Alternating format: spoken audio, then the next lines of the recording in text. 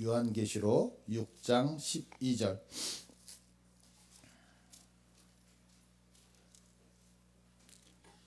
12절서부터 17절까지 제가 읽어드립니다.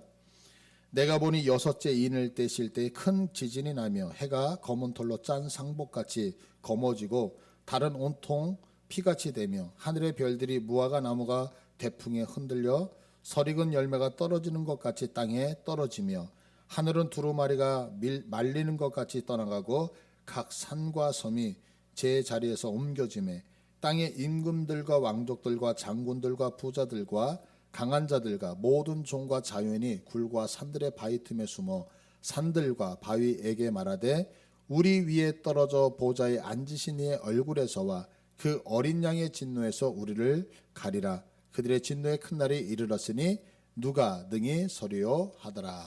아멘. 오늘 보좌에 앉으신 분을 볼 수 있는가라고 하는 제목으로 한번 말씀을 같이 나누고자 합니다. 오늘 본문은 총 7개의 인을 떼시는데 그 중에서 이제 6번째 인을 떼시는 모습이 나오고 있어요.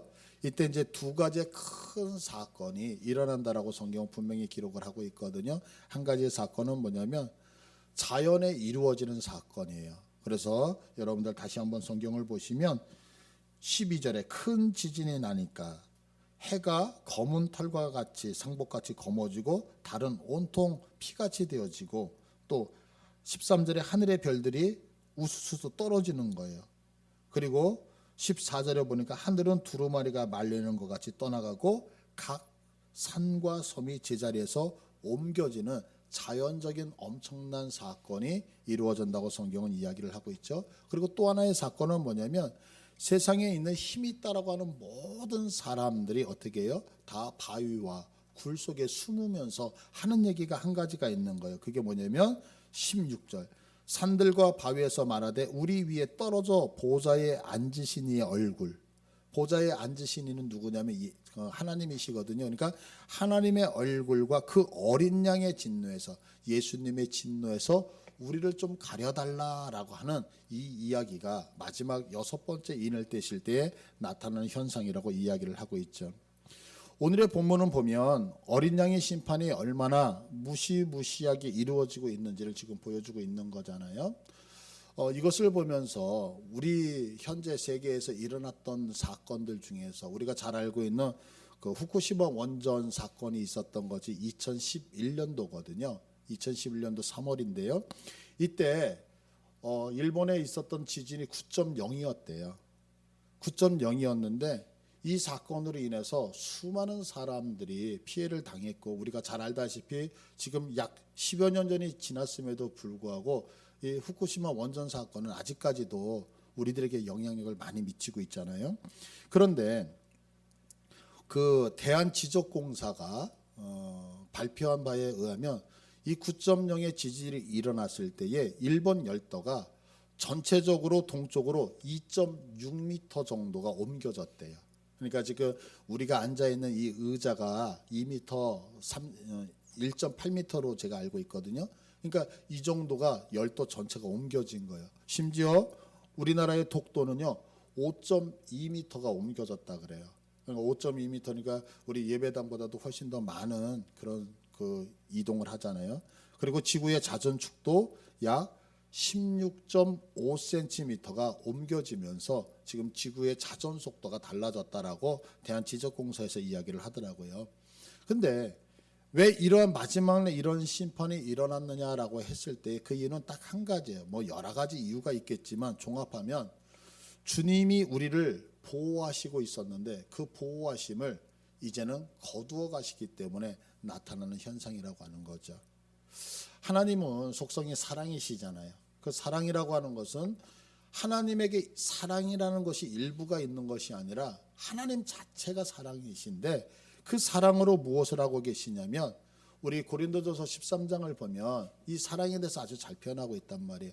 그런데 한번 우리가 눈여겨봐야 되는 게 뭐냐면 4절에 사랑은 오래 참고라고 하는 단어거든요. 그러니까 사랑을 갖고 계신 하나님은 우리들에게 어떻게 하시냐면 우리들이 혹여나 잘못하고 있을지라도 혹여나 우리가 하나님의 말씀 앞에 온전하게 순종하지 못할지라도 어떻게 돼요? 늘 오래 참고 오래 참고 오래 참고 계시잖아요. 그래서 베드로 사도는 뭐라고 얘기해요? 주님의 시간과 우리의 시간이 다르다라고 설명하고 있는데, 우리는 하루하루가 긴데 주님은 하루를 천년같이 천년을 하루와 같이 이렇게 계산을 하면서 주님의 그 사랑이 얼마나 큰가를 설명을 하고 있단 말이에요. 그런데 지금 오래 참는다라고 하는 이 말을 조금 생각해 보면 중요한 게 뭐냐면, 오래 참는다는 것은 언젠가는 참지 않는 날이 있다는 거죠. 그러니까 오래 참는다는 이 말 속에는 언젠가는 그 기한이 차면 내가 참지 않고 나의 진노를 분을 발할 거라고 하는 의미도 포함되어져 있는 거거든요. 그러면 왜 마지막 때에 이렇게 심판이 무섭게 다가오느냐면, 하나님이 그렇게 오래 참으시는 그 참으심이 이제는 종결되어진다는 얘기잖아요. 그러니까 우리가 한 번쯤 이 말씀을 통해서 깊이 생각해야 되는 것은 뭐냐면, 하나님이 참으시지만 그 참으심이 영원한 것이 아니라 기한이 정해져 있다라고 하는 것을 우리가 한번 생각을 해야 되는 거죠. 하나님은 어느 정도로 참고 계시냐면, 창세기 4장을 보시면 가인이 아벨을 죽여요. 가인이 아벨을 죽였는데도 불구하고 하나님은 분명히 인류가 만들어질 때에 형이 아우를 죽이는 살인사건은 대단한 거잖아요. 그럼에도 불구하고 성경은 분명히 이렇게 얘기하거든요. 4장 15절을 보시면 창세기, 여호와께서 그에게 이르시되 그렇지 아니하다. 가인을 죽이는 자는 벌을 7배나 받으리라 하시고 가인에게 표를 주사 그를 만나는 모든 사람에게서 죽임을 면하게 하셨더라 이래요. 분명히 가인이 자기 동생을 죽이는 사건이 있었음에도 불구하고 하나님께서 가인에게 특별하게 일반 은총을 베풀어서 가인에게 복수하지 못하도록 가인을 보호하시는 하나님의 사랑을 우리가 엿볼 수 있단 말이에요. 그런데 이렇게 사랑이 많으신 하나님이 어떻게 하시겠다? 이제는 더 이상 내가 참지 않겠다. 더 이상 너희들을 보호하거나 붙들지 않겠다라고 하시는 거죠. 그것이 뭐냐? 그것이 바로 우리들이 알고 있는 심판이라고 하는 것으로 나타난다고 성경은 분명하게 이야기를 하고 있다고요. 근데 성경은요, 이 심판을 하실 때에 이 말씀을 통해서 우리에게 하나를 주께서 말씀하고 싶으신 것이 있는 거예요. 그게 뭐냐면, 너희들이 하나님의 사랑이 기한이 있다라고 한다면 이제는 빨리 회개하고 돌아오라는 거예요. 그러니까 마지막 심판이라고 얘기를 한다 그래서 세상이 완전히 끝나는 게 아니라 아직도 존재되고 있는 것은 뭐냐면, 이 말씀을 듣고 하나님의 마지막까지 우리들에게 회개하고 돌아오기를 바라보고 있다라고 하는 거. 자, 그러면서 오늘 우리가 이 본문을 통해서 한번 살펴봐야 되는 것은 뭐냐면, 하나님 없이 살아가는 삶과 하나님을 의지하고 살아가는 삶에 대해서 한번 비교를 해보잔 말이에요. 여러분들 세상 살면서 하나님 의지하는 게 쉽지는 않잖아요. 그죠? 그러나 분명히 말씀드리고 싶은 것은 하나님을 의지하는 삶이 복된 거 믿으시죠? 그래서 다시 한번 그것을 정립을 해서 우리가 하나님 의지하면서 살아갔으면 좋겠어요. 우리 마태복음 13장을 한번 볼까요? 마태복음 13장 1절 13장 1절을 보시면요, 씨 뿌리는 비유에 대한 이야기를 하고 있어요. 제가 읽습니다. 그날 예수께서 집에서 나가사 바닷가에 앉으시며 큰 무리가 그에게로 모여들거늘 예수께서 배에 올라가 앉으시고 온 무리는 해변에 서 있더니 예수께서 비유로 여러 가지를 그들에게 말씀하여 이르시되 씨를 뿌리는 자가 뿌리러 나가서 뿌릴새 더러는 길가에 떨어지며 새들이 와서 먹어버렸고 더러는 흙이 얕은 돌밭에 떨어지며 흙이 갚지 아니하므로 곧 싹이 나오나 해가 돋은 후에 타서 뿌리가 없으므로 말랐고 더러는 가시 떨기 위에 떨어지며 가시가 자라서 기운을 막았고 더러는 좋은 땅에 떨어지며 어떤 것은 100배 어떤 것은 60배 어떤 것은 30배 결실을 하였느니라. 귀 있는 자는 들으라 하시니라. 자, 아멘. 이 말씀을 우리는 되게 많이 참 오해하는 말씀 중에 하나라는 생각이 들어요. 그게 뭐냐면, 지금 우리는 네 가지의 길가의 밭을 생각을 하면서 무슨 생각을 하냐면, 옥토에 떨어져 있는 밭은 씨는 30배, 60배, 100배 열매를 맺으니까 우리가 이런 밭에서 이렇게 변해야 된다라고 생각을 하고 있거든요. 그러나 사실은 이 본문은 그런 말씀으로 얘기하고 있는 것이 아니거든요. 왜냐하면 여기서 자세하게 보시면 이 부분을 조금만 생각하면 이상한 얘기를 하고 있어요. 그게 뭐냐면 지금 농부가 씨를 뿌리고 있다고요. 그러면 여러분들이 만약에 씨를 뿌리는 농부라고 생각을 해보세요. 그러면 여러분들이 저기가 길가인데 길가에다가 씨를 뿌리시겠어요? 여러분들이 농부인데 여기가 지금 돌이 많아요. 돌이 많으면 그 씨가 자라지 않을 걸 뻔히 알고 있는데 돌짝밭에다가 씨를 뿌리겠어요? 가시덤불이 우거져 있다라고 한다면 가시덤불에다가 여러분이 씨를 뿌리시겠느냐고요. 정상적이라고 한다면, 농부가 정상적이라고 한다면 길가 밭이라고 하는 길가가 되었죠. 그 길을 엎어서 갈아서 씨 뿌리게 좋은 땅으로 만들어 놓고 씨를 뿌리죠. 만약에 돌짝밭이라고 한다면 돌들을 다 치워놓고서 씨를 뿌리지 돌짝밭에다가 씨를 뿌리고 후회하지는 않을 거 아니에요. 마찬가지로 가시덤불도 마찬가지죠. 가시덤불이 있다라고 한다면 그 가시덤불을 다 제거한 후에 씨를 뿌리는 것이 정상적인 것이지 가시덤불에다가 씨를 뿌리는 정상적인 것이 아니거든요. 근데 오늘 성경을 보면 뿌리고 있는 농부가 이것이 길가, 이것이 돌짝밭, 이것이 가시덤불, 이것이 옥토라고 하는 것을 이미 인지한 상태에서 뿌리고 있다라고 하는 거예요. 한번 성경을 다시 한번 보시면은요, 의도성을 갖고 있는 것을 이렇게 설명하고 있어요. 자, 4절에 보시면 4절 19장 13장 4절을 보시면 뿌릴새 덜어는 길가에 떨어지매 그래요. 그 다음에 계속해서 5절에도 덜어는 어디에 흙이 얕은 돌밭에 떨어졌고 7절에도 덜어는 어디에 떨어졌다? 가시떨기 위에 떨어졌고 덜어는 옥토에 떨어졌다라고요. 그러니까 모르고 뿌린 것이 아니라 농부는 알고 의도성을 갖고 뿌렸다는 거예요. 그런데 11절을 보시면은요, 무슨 얘기를 하냐면 이 씨 뿌리는 비유는 무엇에 대하여? 천국의 비밀 이렇게 얘기해요.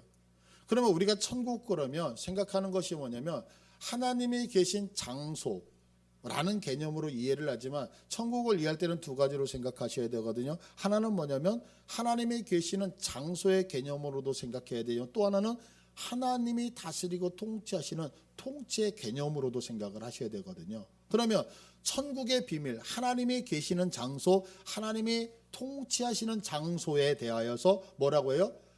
너희에게는 허락되었으나 그들에게는 허락되지 아니했다라고 하면서 그래서 나는 무엇을 한다? 나는 비유로 설명한다 이렇게 얘기를 하는 거죠. 그러면서 12절에 보시면 이렇게 얘기해요. 15절에 보면 무릇 있는 자는 받아 넉넉하게 되고 무릇 없는 자는 있는 것도 빼앗긴다.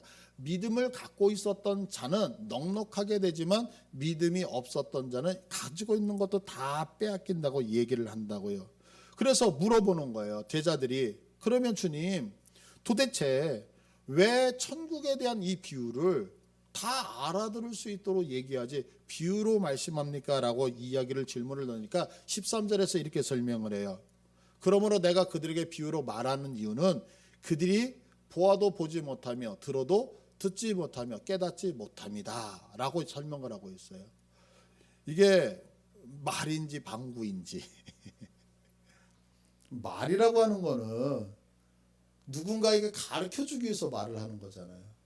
제가 지금 여기서 강단에서 설교를 해요. 그러면 여러분들이 이 설교를 듣고 깨닫게 하고 싶어서 말을 하는 것이지 1시간 동안 이야기를 하면서 여러분들이 깨닫지 못하게 하기 위해서 말을 한다고 하면 되게 이상한 거 아니에요? 근데 성경은 분명히 뭐라 그래요? 예수님이 지금 비유로 설명하면서 왜 비유로 설명합니까? 그러니까 너희들이 못 알아듣게 하려고. 이게 도대체 무슨 얘기냐는 거예요. 이게 이사야서 6장을 보셔야 되거든요. 이사야서 6장을 한번 봐보세요. 이사야서 6장 8절. 이사야서 6장 8절은 이사야가 소명을 받는 거예요. 이사야서 6장 8절에 보면 내가 또 주의 목소리를 들으니 주께서 이르시되 내가 누구를 보내며 저기 이스라엘 백성들이 되게 패역했잖아요. 그래서 하나님께서 뭐라고 하냐면 내가 누구를 보내며 누가 우리를 위하여 갈고 하시니 그때 내가 이르되 주님 내가 여기 있나이다 나를 보내주소서. 이사야가 지금 하나님 앞에 손을 번쩍 든 거예요. 주님이 뭐 하겠어요? 저 패역한 백성에게 누구를 보내야 될까라고 고민하실 때에 이사야가 손을 번쩍 들면서 주님 내가 가겠습니다. 내가 주의 복음 들고 가겠습니다 라고 이야기를 하고 있다고요. 자, 그러면 주님께서 얼마나 기쁘시겠어요. 그래서 그래 이사야야, 너 내 복음을 들고 가서 내 백성에게 이야기해서 내 백성을 깨우쳐 줘라, 이렇게 가야 될 것 같죠. 그런데 그 다음 절 9절을 한번 봐보세요. 9절에 뭐라면 내가 가겠습니다라고 하는 그 이사야를 향해서 여호와께서 이르되 가서 이 백성에게 이 길을 너희가 듣기는 들어도 깨닫지 못할 것이요 보기는 보아도 알지 못하리라 하여.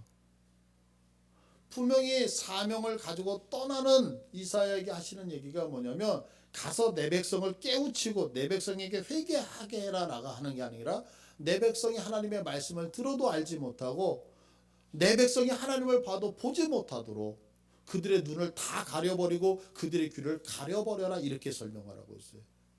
왜 그럴까요?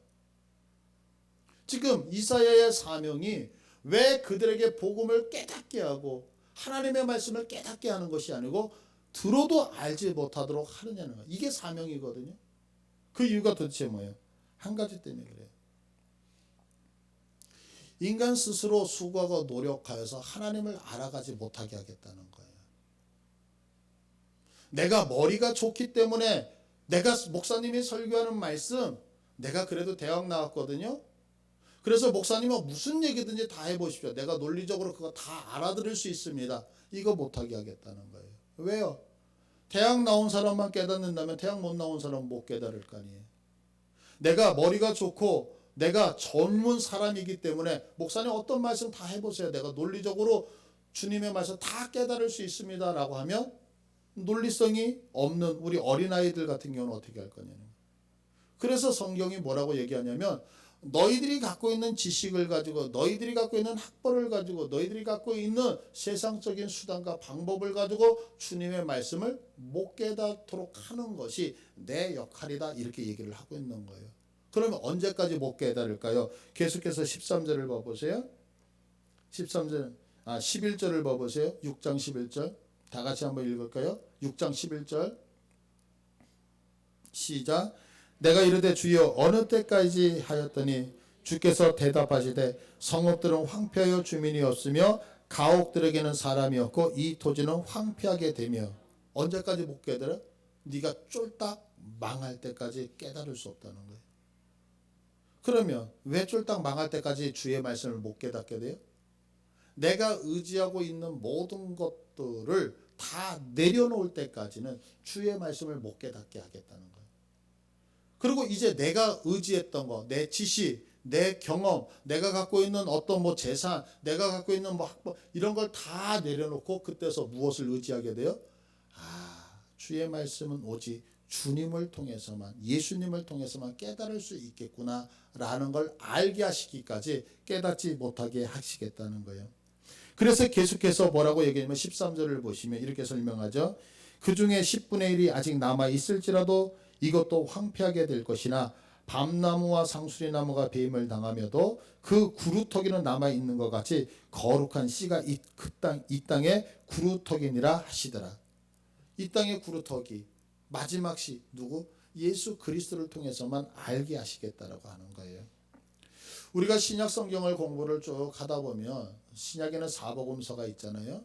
근데 그 사복음서가 저희가 생태에서 얘기를 할 때 뭐냐면 예수님이 이 땅에 오셔서 수많은 이적을 행하셔요. 예수님이 수많은 메시지를 증거하시거든요. 그런데 예수님이 그 많은 메시지를 증거하시고 많은 이적을 행하실 때 예수님이 하고 싶으신 건 딱 하나인 거예요. 그게 뭐냐면 내가 누군지 아니?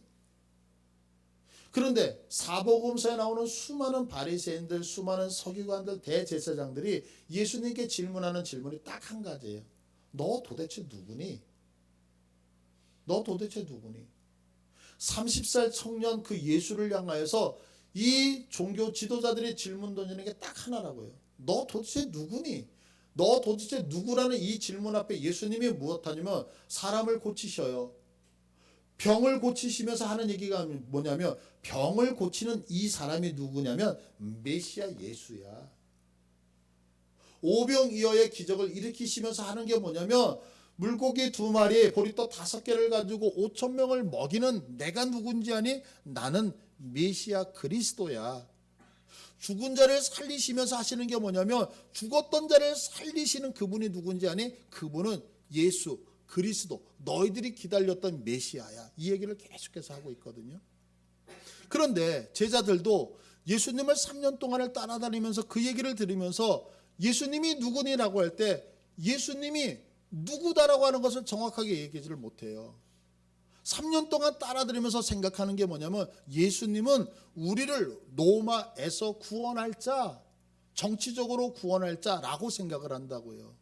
그러고 있다가 어느 날 갑자기 물어보는 거예요. 예수님이 제자들에게 너희들은 나를 누구라고 하느냐라고 했을 때 처음으로 이 땅에 살고 있는 인간 중에서 처음으로 그 예수에 대해서 정확하게 표현하는 사람이 있었어요. 그 사람이 누구냐? 베드로였어요. 너는 나를 누구라 하냐? 주는 그리스도시요 살아계신 하나님의 아들이십니다라는 얘기를 했을 때 예수님이 너무너무 기뻐하신다고요. 왜냐하면 수많은 기적을, 수많은 말씀을 행했지만 아무도 예수를 메시아로 믿지 않았거든요. 그런데 누구만? 오직 베드로만 주님은 그리스도시요 살아계신 하나님의 아들이라는 얘기를 해요. 그러고 나서 아무도 주님을 메시아로 인정하지 않다가 언제 인정하게 되냐면 예수님이 승천하시고 나서 오순절 마가야의 다락방에서 성령이 임하고 나니까 그때서 제자들이 깨닫기 시작하는 거예요. 우리가 기다렸던 메시아 그리스도가 바로 이분이었구나라고 하는 것을 알게 된다는 거죠. 자, 이런 말씀들을 쭉 보면서 우리가 알 수 있는 것은 뭐냐면 조금 전에 길가 밭 하나님의 말씀을 들어도 깨닫지 못해요. 돌짝밭 하나님의 말씀을 들어도 깨닫지 못해요. 가시덤불밭 하나님의 말씀을 들어도 깨닫지 못해요. 왜? 내가 갖고 있는 세계관으로 꽉 차 있기 때문에 그렇다는 거죠. 그런데 여러분들 사람을 어떻게 하나님께서 만드셨어요? 창세기 2장 7절을 보니까 하나님이 사람을 흙으로 만드셨다라고 얘기를 하고 있어요. 그런데 성경은 어떻게 설명을 하냐면 3장 17절을 봐보세요. 창세기 3장 17절을 보시면 아담에게 이르시되 내가 내 아내의 말을 듣고 내가 내게 먹지 말라 한 나무의 열매를 먹었은즉 땅은 너로 말미암아 저주를 받고 그래요. 지금 선악과를 따먹음을 통해서 아담이 저주를 받았어요. 근데 아담이 저주받았다는 얘기는 뭐냐면 아담은 뭘로 만들었어요? 흙으로 만들었죠.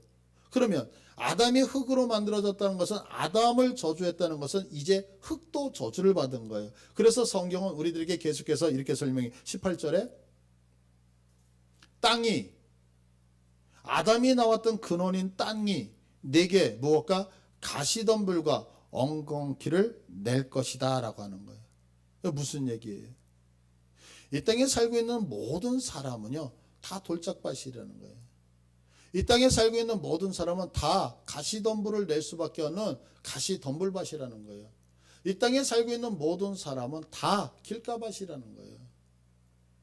그러니까 길가밭에 아무리 좋은 씨앗이 떨어져도 사단은 그것을 빼앗아 가요. 그러니까 열매를 맺을 수 있더라 없더라? 없더라는 거죠. 돌짝밭에 아무리 귀한 말씀이 떨어질지라도 우리는 돌짝밭이기 때문에 내가 예수를 믿는 것처럼 느껴지지만 시간이 지나면 뿌리가 내려가지 못하기 때문에 다 말라 죽었다고 얘기를 하는 거예요. 가시덤불 속에 아무리 좋은 씨가 있어도 그 열매가 자랄 만한 환경과 조건이 되지 못하죠. 왜? 햇빛을 다 가리니까요. 무슨 얘기하는 거냐면 타락한 인간은 아무리 내가 수고하고 아무리 노력할지라도 내 스스로 열매를 맺을 수 있더라 없더라? 없더라는 거예요. 이게 성경이 우리들에게 설명하고 싶은 것이 뭐냐면 너희는 길가밭이기 때문에 그 씨앗이 하나님의 씨앗이 얼마나 복되냐. 그러나 그 씨앗이 들어간다고 해도 열매 맺지 못하고 돌짝밭 안에 있기 때문에 너희는 열매 맺지 못하고 너희들이 가시덤불 안에서도 열매 맺지 못한다는 거예요. 이걸 증명해 보였잖아요. 이스라엘이라는 나라가 어떤 나라예요? 하나님 앞에 선택받은 나라잖아요. 그런데 그 이스라엘이라고 하는 하나님의 선택받은 그 나라에 내가 너희를 사랑한다. 너희는 선민이라고 하면서 하나님께서 얼마나 많은 메시지를 주었어요. 얼마나 많은 메시아를 그 선지자들을 통해서 말씀하셨어요. 그런데 그들 속에 나타났던 것들은 주님의 말씀을 받자마자 빼앗기는 사건이었고 어느 날 예수를 믿는 것 같다가도 환경과 조건 속에 조금만 어려움을 당하면 하나님을 팔아버리고 우상 숭배하는 이스라엘의 모습이었잖아요.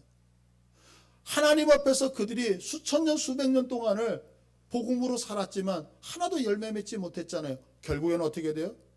이 땅에 오신 메시아 예수 그리스도까지도 십자가에서 못 박는 잔인한 일들을 하고 마는 것, 우리는 너무나도 잘 알고 있잖아요. 성경이 지금 우리들에게 하고 싶어하는 것은 뭐냐면, 너희들이 인생을 살아가면서 아무리 수고하고 노력해봐라, 너희들의 그 땅에서 너희들의 심령 안에서 아름다운 열매가 맺어질 거라고 생각하니? 그래서 주님이 우리들에게 한 가지를 얘기하는 거예요. 옥토를 줄 테니까 옥토에다가 씨를 뿌리라는 거예요. 옥토를 줄 테니까 이 옥토에다가 너희들의 하나님의 복음을 한번 만들어 보라는 거예요. 근데 우리들은 뭐라고 얘기하냐면, 아닙니다, 나는 길가밭이 좋습니다. 아닙니다, 나는 돌짝밭이 좋습니다. 아닙니다, 나는 가시덤불 밭으로 살아가는 것이 좋습니다. 예수 그리스도 내게는 필요 없다라고 부정을 하는 거죠. 그런데 주님은 계속해서 말씀하시는 것이 뭐냐면, 네가 옥토가 아니면, 예수가 아니면 어떤 열매도 맺을 수 없단다. 예수 없이 살아가는 인생은 망하고 만단다 라고 얘기하는 거죠.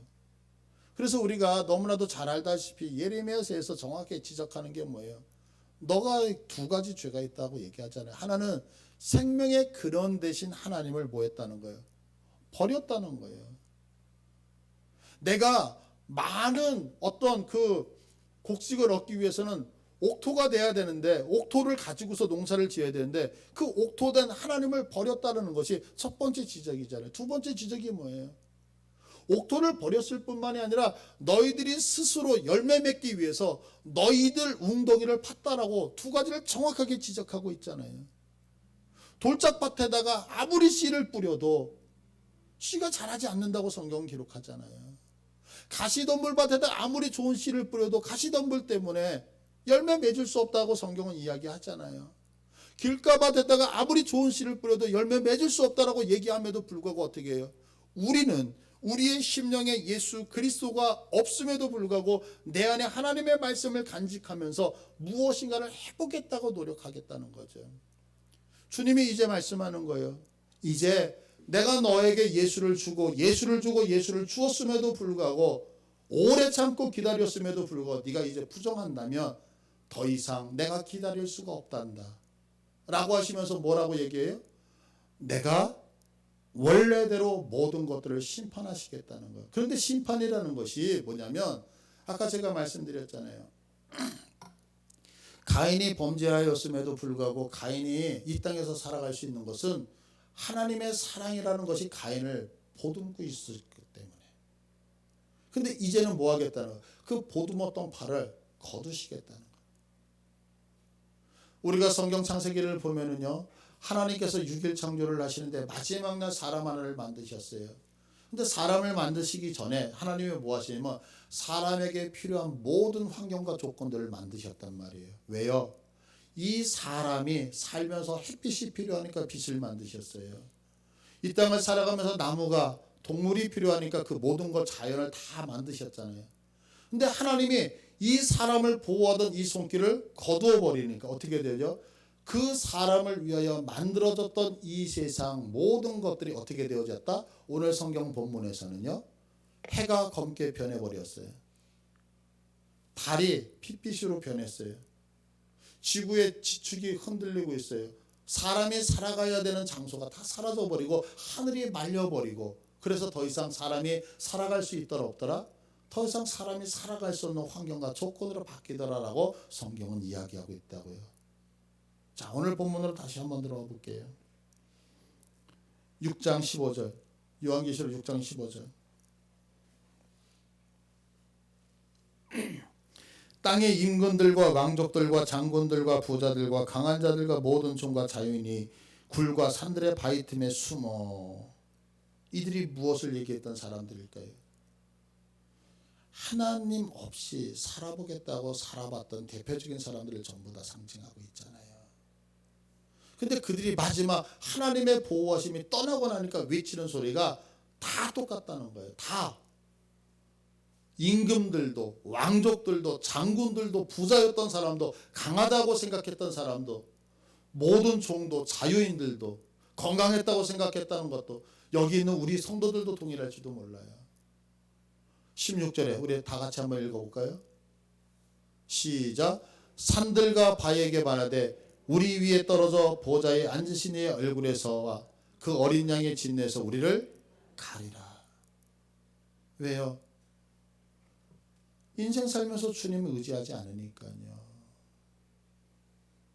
지금 인생 살면서 주님 의지하지 않다가 마지막 심판 때 주님의 보호하심이 떠나고 나니까 그 주님의 진노를 보면서 저분의 진노로부터 우리를 가려달라고 자연에게 호소하고 있는 거예요. 가려질까요? 지금 여러분들은 어떻게 살고 계십니까? 분명히 주님의 사랑이 거두어지는 그날이 올 때에 오늘 이 고백과 같이 내가 굴 속에 들어가서 그 진노하시는 주님의 얼굴을 보지 않겠노라고 하시겠습니까? 아니면 주님, 내가 그 주님을 기다렸습니다. 나를 영접해 주세요. 내가 여기 있습니다 라고 하면 내 이름을 부르면서 그 주님 앞에 여러분들 나서시겠습니까? 만약 지금 그분을 의지하고 살아가지 않는다면 저와 여러분들은 분명히 이 성경의 말씀과 같이 주님의 얼굴을 두려워하는 자들이 될 거라는 사실이에요. 그러면 오직 한 가지죠. 주님이 오시는 것은 분명한 건데 주님이 오실 때 우리가 그분을 기뻐하고 즐거워할 수 있는 방법이 뭐냐는 거예요. 그건 지금부터 그분과 동행하지 아니하면, 지금부터 그 주님이 주셨던 예수라고 하는 분을 부여잡고 살지 아니하면, 분명히 성경은 우리들에게 설명하고 있잖아요. 예수를 부여잡고 살아가는 삶이 어리석은 삶이 아니라요, 어리석은 삶은 내 힘으로 나를 믿고 살아가는 사람이라고 성경은 분명히 기록하고 있거든요.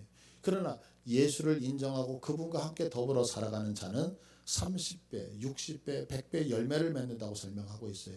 저는 이것이 꼭 하늘나라에서만 그렇다라고 생각하지 않아요. 왜? 하나님의 통치가 있는 그곳은 하나님께서 베푸시는 은혜가 있기 때문에 여러분, 내 힘으로 살아감을 통해서 주의 사랑이 거두어질 때에 그 심판대 앞에 두려워서 떠는 미련한 자들이 아니라 오늘 주님을 인정함을 통하여서 하나님의 은혜로 30배, 60배, 100배 열매를 맺고 주님 어서 오십시오, 내가 여기 있습니다 라고 환영할 수 있는, 주님의 얼굴을 기대할 수 있는 우리 모두가 되기를 간절히 축복합니다. 우리 기도하겠습니다.